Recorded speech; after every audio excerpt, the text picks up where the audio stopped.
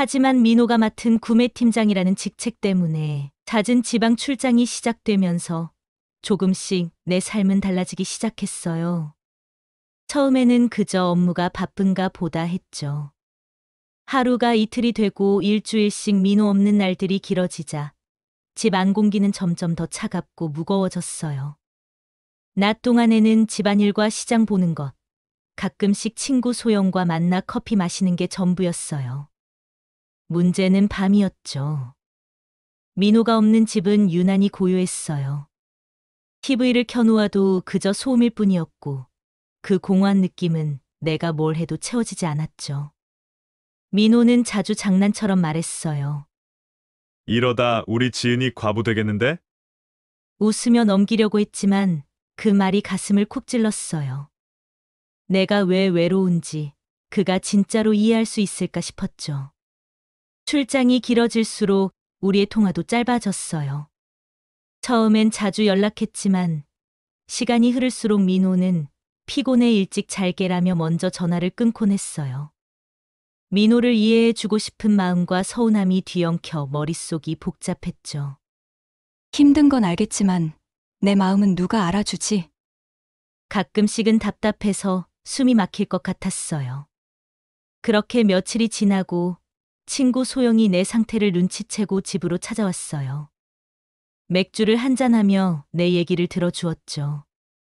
지은아, 이렇게 혼자 있으면 점점 더 우울해질 거야. 뭐든 좀 해봐. 소영의 말에 그저 고개를 끄덕였지만 막상 뭘 해야 할지 몰랐어요. 내가 운동을 좋아하는 것도 아니고 뭐 하지? 민호라도 같이 있으면 탁구나 배드민턴이라도 치겠는데 혼자서 어딜 가기 가좀. 소영은 한참 내 말을 듣고 난 뒤에 조심스럽게 제안했어요. 내일 나랑 어디 좀 나가자. 집에만 있으면 더 우울해져. 내가 좋아할 만한 곳이야. 그 말이 너무 고마웠어요. 그렇게 소영과 약속을 잡았어요. 다음 날 아침 약속대로 소영을 따라 집을 나섰어요. 민호는 이번에도 출장이었고 빈집에 홀로 남아있기 싫었으니까요. 소영은 운전을 하면서 이런저런 얘기를 하며 나를 위로하려 했어요.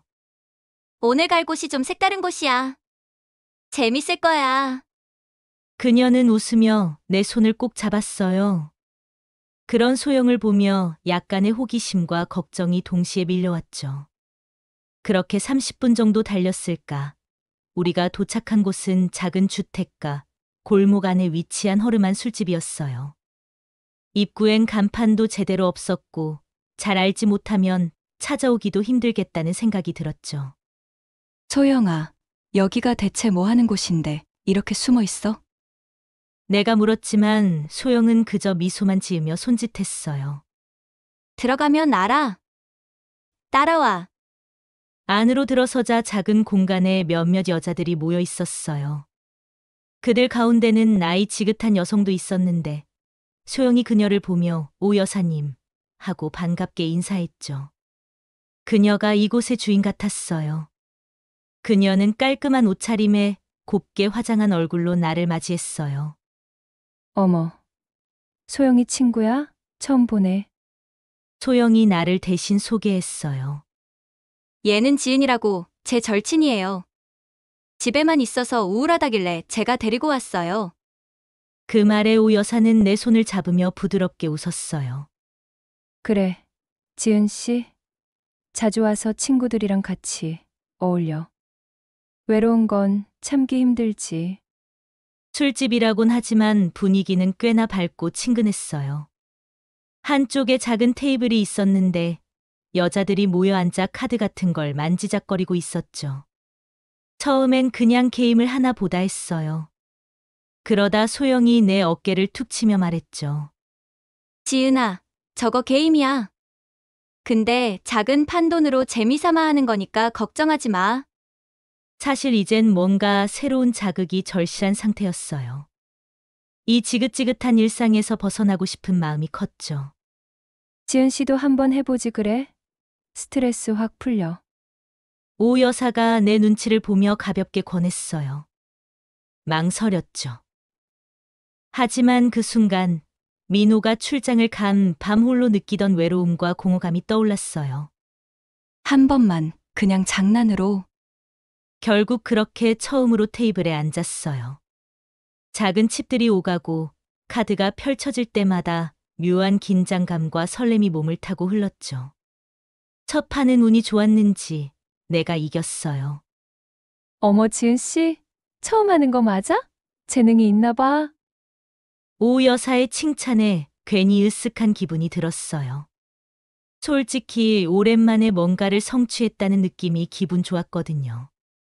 두 번째 판도 계속 이겼어요. 작은 판돈이라도 내가 이기고 있다는 사실에 기분이 너무 좋았어요. 단순한 카드 게임이었지만 잃어버렸던 삶의 활력을 찾은 듯한 기분마저 들었죠. 소영은 내 옆에서 그런 나를 보며 미소 지었어요. 지은이, 오늘 완전 운 좋은 날인가 봐.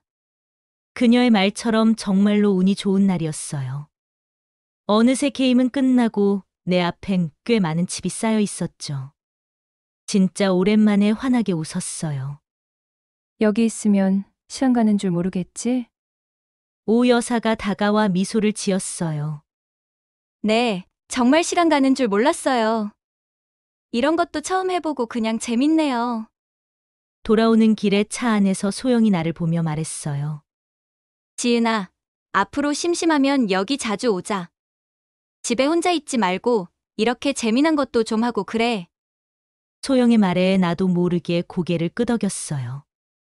처음엔 그저 장난삼아 시작한 일이었죠. 하지만 그때의 짜릿한 감정, 내가 무언가를 이뤄냈다는 기분은 쉽게 잊히지 않았어요. 민호가 없는 집으로 돌아오자 다시 공허함이 밀려왔죠. 하지만 이번엔 조금 달랐어요. 적어도 더 이상 혼자서 무기력하게 시간을 보내지 않아도 된다는 아주 작은 희망 같은 게 생긴 거죠. 다시 소영에게 메시지를 보냈어요. 소영아, 또 언제 가? 답장은 금방 왔어요.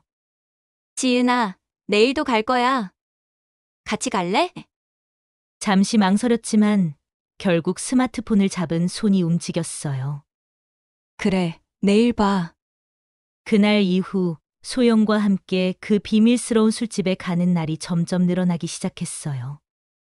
민호가 출장을 떠난 날이면 어김없이 소영에게 메시지를 보냈죠. 소영아, 오늘 갈 거야? 소영은 처음엔 내가 적극적인 모습에 놀라기도 했지만 이내 즐거워했어요. 그녀는 항상 외로워 보이던 내가 무언가에 빠져드는 모습을 보는 게 좋았던 모양이었죠. 그리고 나도 그 술집에서 보내는 시간이 점점 더 기다려졌어요. 처음 몇 번은 계속 운이 좋았어요. 게임에서 연달아 이겼고 그때마다 묘한 성취감과 짜릿한 희열이 몸을 타고 흘렀죠. 어쩌면 난 이 일에 재능이 있을지도 몰라. 그런 자신감마저 들었어요. 하지만 그렇게 운이 좋았던 날은 오래가지 않았어요. 어느 날부터인가 조금씩 패하는 횟수가 늘어나기 시작했죠. 처음에는 그저 운이 나쁜 날인가 보다 했어요. 지은 씨, 원래 게임이란 게 계속 이길 수만은 없는 거야. 오늘은 그냥 운이 안 좋았던 거야. 오 여사는 항상 다정하게 내 등을 토닥였어요. 애써 웃으며 지갑에서 다시 지폐 몇 장을 꺼냈죠. 그래요. 다음엔 잘 되겠죠. 지금 생각하면 그때부터 이미 늪에 빠지고 있었던 것 같아요. 문제는 그 뒤부터였어요. 한번 잃기 시작하자 왠지 모르게 다시 이겨서 만회하고 싶다는 욕구가 강해졌죠. 괜찮아. 그냥 오늘 운이 좀 안 좋았던 거야. 하지만 마음속에선 온갖 감정들이 뒤엉켜 있었어요. 부끄러움, 초조함, 분노, 그리고 묘한 자존심마저 상하는 느낌이었죠. 집으로 돌아가는 길이 그렇게 초라할 수가 없었어요. 텅 빈 지갑을 보며 자꾸만 생각했죠. 내가 왜 이렇게 되었지? 이건 그냥 심심풀이였는데. 민호가 출장에서 돌아와 얼마 만에 함께하는 저녁을 먹던 날이었어요. 식사를 하다 갑자기 민호가 물었죠. 지은아, 요즘 왜 이렇게 생활비가 빨리 떨어지는 거야? 카드 명세서도 평소보다 더 나왔던데. 심장이 쿵 하고 내려앉았어요. 하지만 민호에게 사실대로 말할 순 없었죠. 아, 이번에 좀 필요한 게 있었어.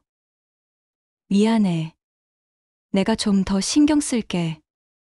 민호는 크게 문제 삼지 않고 넘겼지만 그날 밤 내내 잠을 이루지 못했어요. 민호를 속이고 있다는 죄책감, 잃은 돈에 대한 초조함, 그리고 케임에 대한 묘한 갈망까지 모든 게 내 마음속에서 소용돌이 쳤어요. 하지만 다음 날이 되자마자 다시 소영에게 전화를 걸었어요. 소영아, 오늘은 갈 거야? 나 꼭 가야 해. 소영은 잠시 망설이더니 어렵게 말했죠. 지은아, 요즘 너무 자주 가는 것 같아. 괜찮겠어? 하지만 내 대답은 단호했어요. 오늘은 정말 이길 수 있을 것 같아. 잃은 돈도 좀 돌려받고 싶고 부탁이야. 그날도 역시 내 예상과 달리 결과는 참담했어요. 계속해서 손실이 늘어났고 지갑 속 현금은 물론이고 비상금까지 모두 꺼냈었죠.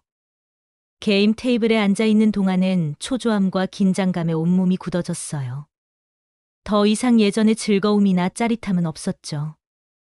오로지 잃은 돈을 되찾아야 한다는 강박만이 남았어요. 결국 돌아오는 길에 차 안에서 무너져 내렸어요. 소영 앞에서 펑펑 울었죠. 소영아, 나 너무 힘들어. 이거 어떻게 해야 해? 소영은 그런 나를 안타깝게 바라보며 등을 쓸어줬어요. 지은아, 그냥 오늘은 운이 없었던 거야. 다음엔 분명 좋아질 거야. 소영의 말이 맞길 간절히 바라면서도 이미 내 마음 깊숙한 곳에서 경고음이 울리고 있다는 걸 알 수 있었어요.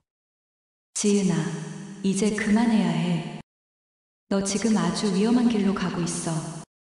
하지만 이미 깊게 빠져버린 내가 그 경고를 들을 수 있을지 스스로도 자신이 없었답니다.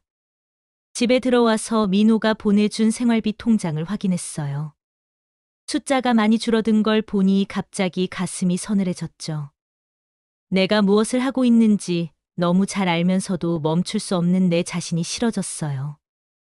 하지만 동시에 이런 생각도 들었죠. 딱 한 번만 더. 이번엔 꼭 이겨서 잃은 돈을 다 되찾을 거야. 하지만 게임장에서 계속 잃은 돈은 내 예상보다 훨씬 컸고 생활비와 비상금마저 바닥나기 시작했죠. 더 이상 잃은 돈을 민호에게 들키지 않기 위해 작은 거짓말들을 하나둘 하기 시작했어요. 지은아, 이번 달 생활비가 왜 벌써 다 떨어졌어? 뭔가 잘못된 거 아니야? 민호의 눈초리는 날카로웠어요. 그날은 출장이 아닌 평범한 저녁이었는데 식탁 위로 팽팽한 긴장감이 흘렀죠. 민호의 시선을 피하며 침착한 척했어요.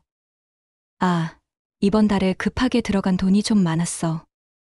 관리가 좀 소홀했나 봐. 미안해. 민호는 내 말을 듣곤 잠시 침묵했어요. 그의 침묵이 얼마나 무거웠는지 몰라요. 이윽고 민호는 나지막한 목소리로 말했죠. 지은아, 요즘 뭔가 이상해.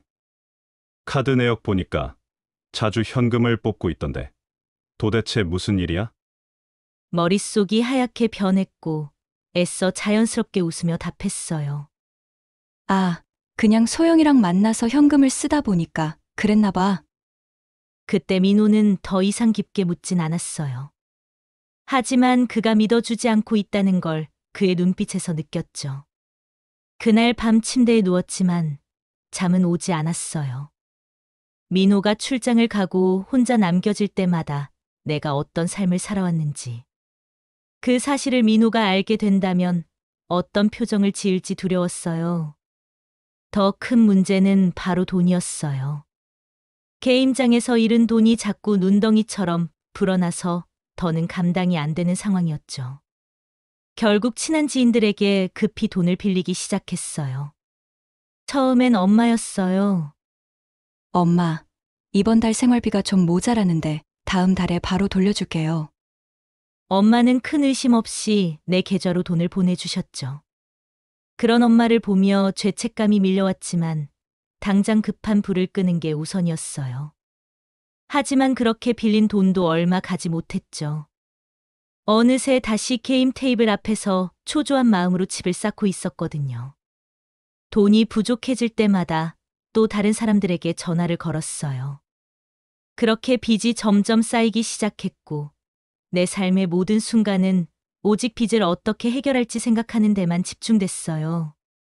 민호가 곁에 있을 때도 내 머릿속은 오로지 빚 생각뿐이었죠. 그럼에도 불구하고 다음날 아침 눈을 떴을 때 내 머릿속은 또다시 게임 생각으로 가득 차 있었어요. 딱 한 번만. 이번엔 정말 이길 수 있을지도 몰라. 결국 지갑을 들고 집을 나섰어요. 그날도 변함없이 크게 져버렸고 저희 상황은 점점 더 나빠지고 있었어요. 내가 빌린 돈은 눈덩이처럼 불어나 이제 감당할 수 없는 수준이 되었죠. 민호가 보낸 생활비는 물론이고 친정 엄마에게 빌린 돈마저 모두 게임 테이블 위에 놓고 사라졌어요. 더 이상 빌릴 곳도 없었고 남은 건 끝없는 초조함과 불안감뿐이었죠. 그러던 어느 날 생각지도 못한 전화가 걸려왔어요. 상대방은 민호의 오랜 친구 현수였죠. 지은 씨, 잘 지냈어요? 민호 출장이라 혼자 있을 것 같아서 근처 지나가다 생각나서 전화했어요. 현수는 민호와 대학 때부터 친하게 지냈던 친구였어요. 자주 집에 놀러 왔고 셋이 저녁을 먹으며 함께 웃고 떠들던 편안한 사이였죠. 반가운 마음에 그를 집으로 초대했어요. 사실 누군가와 이야기를 나누고 싶기도 했고 게임 생각에서 잠시라도 벗어나고 싶은 마음이 컸거든요. 현수는 과일과 와인을 들고 우리 집에 도착했어요. 그는 여전히 친절했고 다정했죠. 우리는 편안한 분위기 속에서 대화를 나누었어요. 그는 최근 사업을 잘 풀어가고 있었고 표정은 여유로웠어요. 한참을 웃고 떠들던 그가 갑자기 나를 진지하게 바라봤어요. 지은 씨, 혹시 무슨 일 있어요? 요즘 얼굴이 많이 안 좋아 보여서요. 순간 당황했어요. 내 불안과 초조함이 얼굴에 드러난 걸까요? 애써 웃으며 둘러댔지만 현수는 진지했어요. 지은 씨, 저한테는 편하게 말해요. 민호와도 가까운 사이고 그냥 걱정이 돼서 그래요. 그의 진심 어린 눈빛과 따뜻한 말투에 순간적으로 마음이 흔들렸어요. 게임이라는 비밀과 빚이라는 큰 짐이 너무 무거워 그에게 털어놓고 싶다는 충동이 밀려왔죠. 결국 참았던 눈물을 쏟으며 솔직히 털어놨어요. 현수 씨, 사실 내가 큰 잘못을 저질렀어요. 민호에게도 말하지 못할 만큼 큰 잘못. 게임에 빠져서 큰 빚이 생겼어요. 정말 죽고 싶을 만큼 힘들어요. 내 이야기를 듣는 동안 현수는 말없이 나를 바라봤어요. 지은 씨, 나한테는 민호만큼 소중한 친구예요. 내가 도와줄게요. 너무 걱정하지 마요. 그 순간 빚 갚는데 보태요. 좀 도움이 됐으면 좋겠네요. 현수 앞에서 얼굴이 화끈거리고 숨이 막히는 것 같았어요. 고맙다는 말을 몇 번이고 되풀이하며 떨리는 손으로 봉투를 쥐었죠. 현수는 그런 나를 보며 그저 안쓰러운 듯한 표정을 지었어요. 그래서 이대로 보내기가 뭐해서 현수가 선물로 가져왔던 와인을 꺼내 마주 앉아 와인잔을 기울였죠. 술이 들어가자 초조했던 마음이 조금은 편해졌어요. 하지만 마음 한구석엔 여전히 무거운 빚과 죄책감이 눌러앉아 있었죠. 와인을 한 모금 마신 뒤 어렵게 입을 열었어요. 현수 씨, 정말 고마워요. 그런데 제가 이 돈을 갚을 방법이 없어요. 현수는 내 말을 듣고 잠시 당황한 듯 나를 바라봤죠. 지은 씨, 지금 당장 갚으라고 한 게 아니에요. 그냥 마음 편히 받아요. 하지만 그렇게 쉽게 받아들일 수 없었어요. 이미 민우에게 숨긴 채 게임으로 진 빚이 너무 컸고 더 이상 다른 사람에게 빚을 지고 싶지 않았어요. 내 안의 죄책감과 초조함이 스스로를 더 극단적인 생각으로 몰아갔죠. 순간 현수의 손을 붙잡으며 그를 똑바로 쳐다봤어요. 현수 씨, 저한테 이 돈을 갚을 능력이 없어요. 제가 드릴 수 있는 건 이게 전부예요. 현수는 내 말을 듣고 당황한 눈빛으로 잠시 얼어붙었어요. 지은 씨, 무슨 말인지 알겠지만 이러면 안 돼요. 내가 이 돈을 그런 의도로 준 게 아니에요. 그 순간 다시 눈물이 났어요. 하지만 이미 다른 방법이 없다는 걸 알았기에 그의 손을 놓지 않고 간절하게 바라봤죠. 부탁이에요. 이대로는 제 마음이 너무 불편해요. 현수 씨가 도와준 걸 제가 감당할 수 있는 방법은 이것뿐이에요. 현수의 눈빛이 조금씩 흔들렸어요. 그는 망설이고 있었지만 이미 분위기는 돌이킬 수 없는 방향으로 흘러가고 있었죠. 그는 내 손을 천천히 감싸 쥐었어요. 지은 씨 정말 괜찮겠어요? 말없이 고개를 끄덕였어요. 그렇게 우리는 서로를 바라보며 선을 넘게 됐어요. 그날 밤 빚을 갚는다는 생각은 스스로도 비참하게 느껴졌지만 당신에겐 그것 말고는 달리 방법이 없다고 생각했어요. 민호가 알게 된다면 절대 용서받을 수 없는 일이라는 걸 알면서도 이미 돌이킬 수 없었죠. 하지만 현수가 준 돈은 얼마 가지 않았어요. 게임장에서 그 돈을 한순간에 날려버리고 말았죠. 곧바로 다시 빚독촉이 시작되었어요. 하루에도 수십 번씩 울리는 휴대폰 벨 소리에 숨이 막혔죠.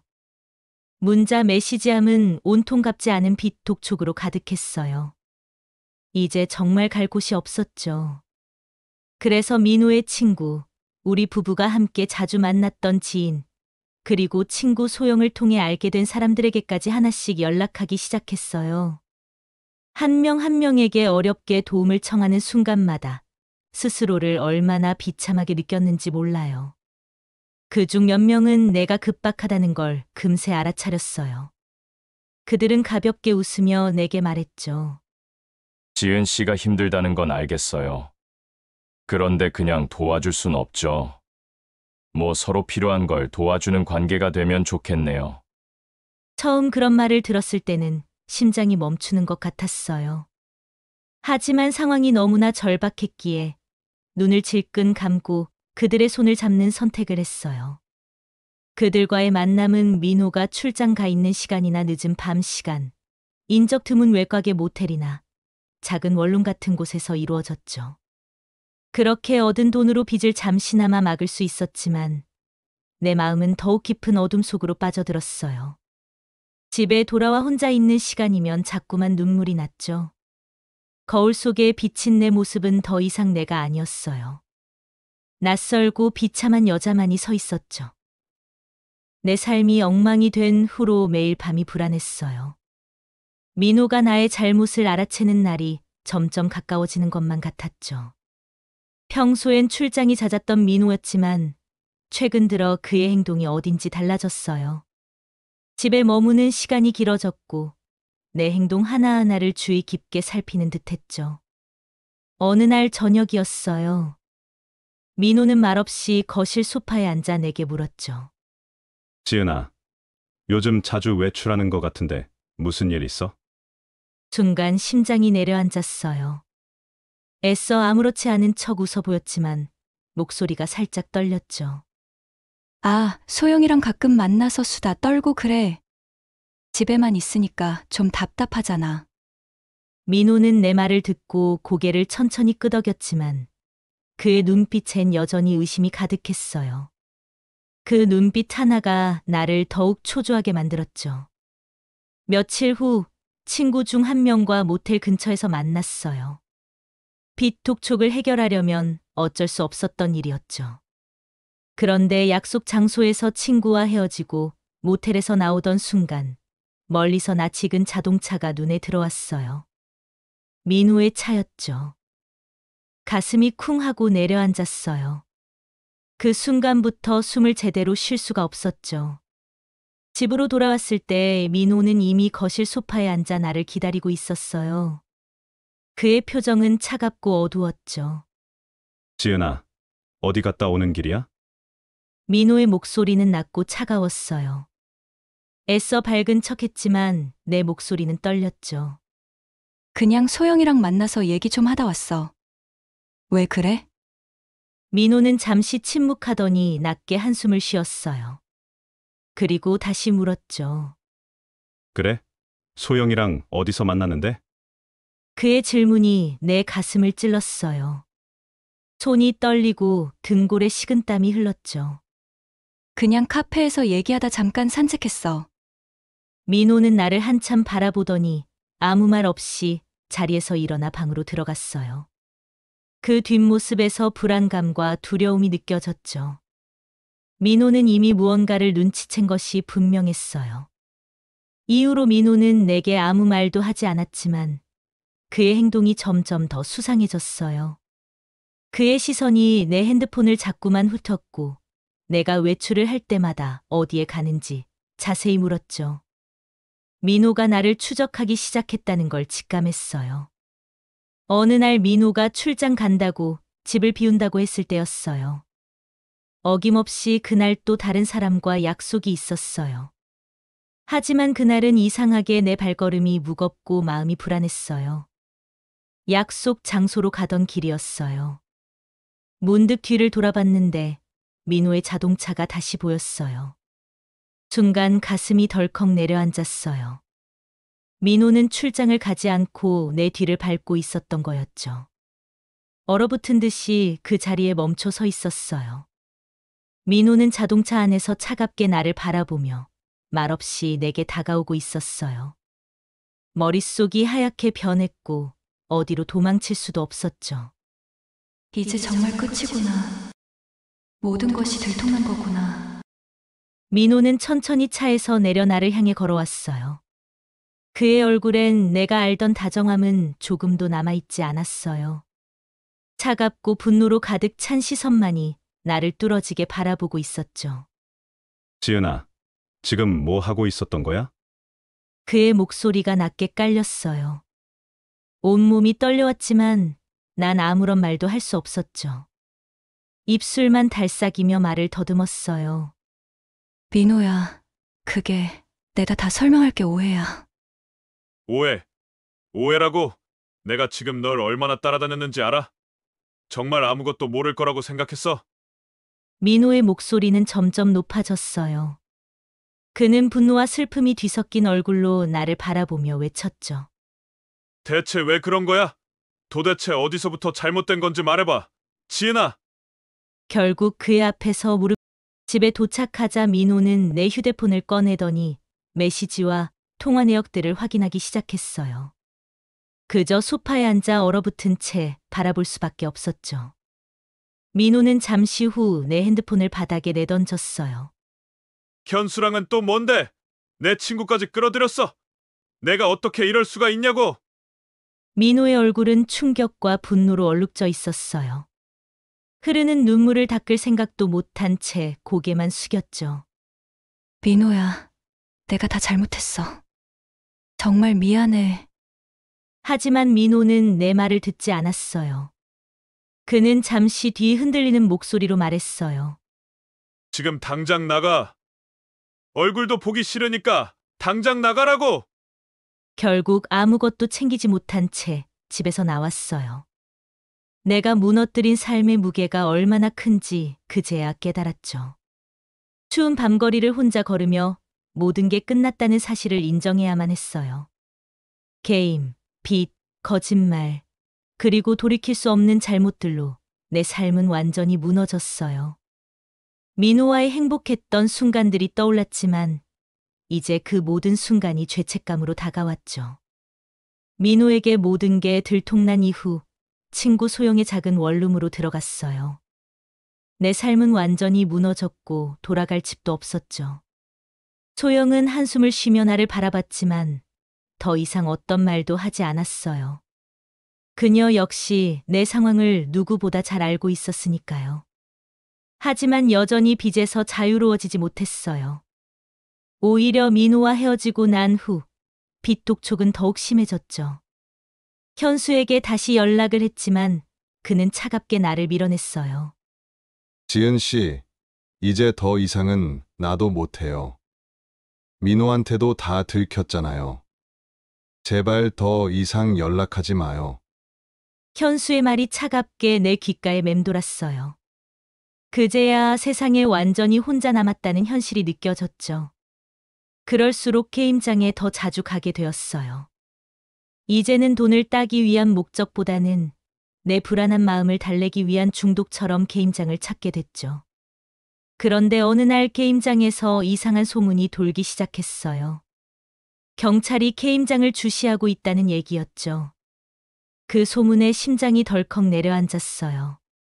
지은 씨, 요즘 이 동네 분위기가 심상치 않아요. 조심하세요. 나와 친하게 지내던 직원 한 명이 몰래 귀띔해 줬죠. 그의 눈빛엔 진심 어린 걱정이 담겨 있었어요. 하지만 그땐 이미 너무 늦었죠. 며칠 뒤 소영의 원룸에 혼자 앉아 있는데 핸드폰이 울렸어요. 화면엔 모르는 번호가 떠 있었죠. 불안한 마음으로 전화를 받았어요. 네, 여보세요? 전화기 너머에선 낯선 남자의 목소리가 들렸어요. 한지은 씨 맞습니까? 저 강력계 형사입니다. 게임장 관련해서 잠깐 만나서 말씀 좀 나눴으면 합니다. 그 순간 손이 덜덜 떨렸어요. 머릿속이 하얗게 변했죠. 무슨 말씀인지 잘 모르겠는데요. 형사는 조용한 목소리로 다시 말했어요. 다 알고 연락드린 겁니다. 내일 오전까지 직접 오시면 좋겠어요. 전화를 끊고 난 후 온몸에 힘이 빠져버렸어요. 그동안의 모든 일이 파노라마처럼 스쳐갔죠. 게임에 빠져들었던 순간부터 민호를 속이고 현수와 다른 사람들과의 잘못된 만남들까지. 내가 어쩌다 이렇게까지 됐을까? 이제 정말 끝난 건가? 불안에 떨며 경찰서로 향하는 내 발걸음은 너무나 무거웠어요. 경찰서 앞에 도착하자 숨이 턱 막히고 온몸이 떨렸죠. 마침내 형사와 마주 앉은 순간 그의 차가운 시선이 나를 관통했어요. 한지은 씨, 이미 여러 차례 게임장에 드나든 정황을 다 확보했습니다. 그곳이 불법 게임장인 것도 알고 있었죠. 그 순간 제대로 숨을 쉴 수 없었어요. 어설프게 고개를 숙이며 작은 목소리로 대답했죠. 죄송합니다. 제가 잘못했습니다. 형사는 나를 잠시 바라보더니 한숨을 내쉬었어요. 게임장 주인이랑 직원들 전부 검거됐습니다. 지은 씨도 그중 한 명으로 수사 대상이에요. 앞으로 조사를 받게 될 겁니다. 그 순간 내 인생이 완전히 끝난 것 같은 느낌이 들었어요. 형사의 말이 귓가에서 계속 맴돌았죠. 내 머릿속에선 민호의 얼굴이 계속 떠올랐어요. 내가 저지른 모든 잘못이 결국 이렇게 드러나고 말았죠. 곧바로 이어진 경찰 조사에서 모든 걸 털어놓았어요. 처음에 외로움을 달래려 장난처럼 게임을 시작했다는 것부터 점점 더 깊은 늪에 빠져 빚이 쌓이고 그 빚 때문에 주변 사람들과 돌이킬 수 없는 관계를 맺었다는 사실까지 모두 다요. 조사를 마치고 나오던 길, 경찰서 문 앞에 서 있던 민호와 눈이 마주쳤어요. 그의 눈빛엔 분노보다 슬픔과 실망이 가득했죠. 그는 아무 말도 하지 않았지만 그 눈빛만으로도 내 심장은 찢어지는 듯 아팠어요. 민호야, 내가 잘못했어. 다 내 잘못이야. 하지만 민호는 아무 대답도 하지 않고 조용히 돌아서서 걸어갔어요. 그 뒷모습이 내 인생의 가장 큰 후회와 아픔으로 남았죠. 결국 내 삶은 완전히 무너졌어요. 게임과 빚, 거짓말, 그리고 돌이킬 수 없는 잘못들로 내 인생에서 가장 소중한 것들을 모두 잃었죠. 이제 내게 남은 건 후회와 죄책감뿐이었어요. 그렇게 경찰서에서 조사를 받은 후 내 삶은 완전히 망가져 버렸어요. 결국 게임장에 출입한 혐의와 빌린 돈을 갚지 못해 사기로 처벌을 받게 되었고 얼마 동안 작은 방 안에서 하루하루를 보내야 했죠. 그 차갑고 어두운 공간에서 처음으로 내 삶을 돌아볼 시간을 갖게 되었어요. 민호와 처음 만났던 순간, 행복했던 결혼 생활, 처음 게임을 시작했던 그날 밤의 기억까지 모든 순간이 하나하나 생생하게 떠올랐어요. 무엇보다 민호에게 저지른 잘못이 가슴을 짓눌렀죠. 그는 나에게 늘 따뜻했고 나를 믿어줬어요. 그런 민호를 배신한 내 자신이 너무나 원망스러웠어요. 내가 게임과 빚의 늪에 빠져 민호의 마음을 짓밟을 동안 민호는 혼자 얼마나 아파했을까요? 그 어두운 공간에서 매일 밤 지난 선택들을 후회하고 또 후회했어요. 하지만 이미 너무 늦었죠. 내 인생의 가장 밑바닥에서 그 어떤 방법으로도 다시는 돌이킬 수 없는 내 잘못을 마주하며 하루하루를 견뎌야 했답니다. 그리고 거길 나오고 나서도 변화는 없었어요. 작은 원룸에서 혼자 지내며 아무도 찾아오지 않는 적막하고 외로운 삶을 이어갔어요. 그러다가 민호와의 이혼 서류에 사인을 하던 날, 내 손이 떨렸어요. 그 서류를 바라보며 비로소 내 인생이 얼마나 망가졌는지 실감했죠. 이제 정말로 민호는 내 곁에 없었고 그를 다시 볼 수도 없었어요. 내가 망친 우리의 결혼 생활은 그렇게 끝나버렸답니다. 한때 친구라고 생각했던 사람들은 모두 내 곁을 떠났어요. 소영조차도 더 이상 연락을 하지 않았고 현수도 내 인생에서 완전히 사라졌죠. 그 모든 관계들이 얼마나 허무하고 얄팍한 것이었는지 이제 알게 되었어요. 이제는 게임장도 빚을 지우려 만났던 사람들도 더 이상 내 삶에 존재하지 않아요. 하지만 그들이 남긴 상처와 죄책감은 여전히 나를 괴롭히죠. 가끔씩 잠에서 깨어날 때면 숨이 막힐 만큼 고통스러워요. 이제야 모든 걸 잃고서야